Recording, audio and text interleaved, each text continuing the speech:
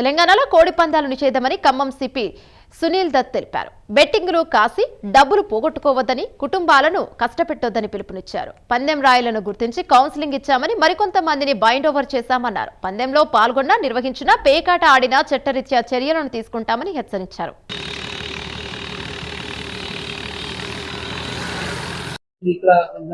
సంక్రాంతికి అడ్వాన్స్ గా నేను శుభాకాంక్షలు ఇస్తున్నాను.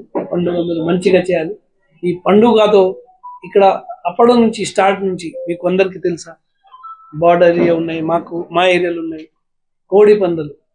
నేను లాస్ట్ టైం కూడా సీరియస్ గా చెప్పాము, ఈసారి కూడా మేము అందరు పోలీస్ తరఫు నుంచి సీరియస్ గా ఉంటాము. కోడి పందాలు అలా లేదు. సో ఇక్కడ నుంచి మీరు అందరూ కూడా మాకు సాయం చేయండి. నాశనం జరుగుతుంది, ఫ్యామిలీకి డబ్బు పోతుంది. కొంతమంది అక్కడ ఉంటారా 5-6 days అట్లా అక్కడ పోయి ఇది మేము సీరియస్ గా తీసుకొని ప్రీవియస్ గా ఇన్వాల్వ్ అయ్యే వాళ్ళ మీద కూడా ఆల్రెడీ మా SHO town, rural CI, Vemsoor SHO, ACP madam ఇక్కడ ఉన్నారు, అందరూ కౌన్సిలింగ్ చేయడం జరిగింది, బైండ్ ఓవర్ కూడా చేయడం జరిగింది. ఇది మళ్ళీ సీరియస్ గా తీసుకుంటాము.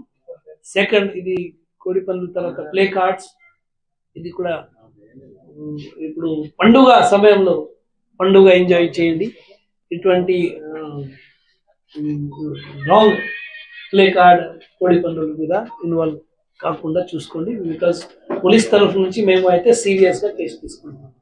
సో ఈ కేసులో మన వెనుబలి సిఐ గారు, దాని ACP కల్లూరు అండ్ వాళ్ళకి టీం చాలా పని చేసింది, హార్డ్ వర్క్ చేసింది. ఫర్దర్ గా కూడా ACP మేడం అండ్ CA గారు ఆధ్వర్యంలో ఇది కేసు ముందుగా ఫర్దర్ ఇన్వెస్టిగేషన్ లో పోతుంది. And we will take all serious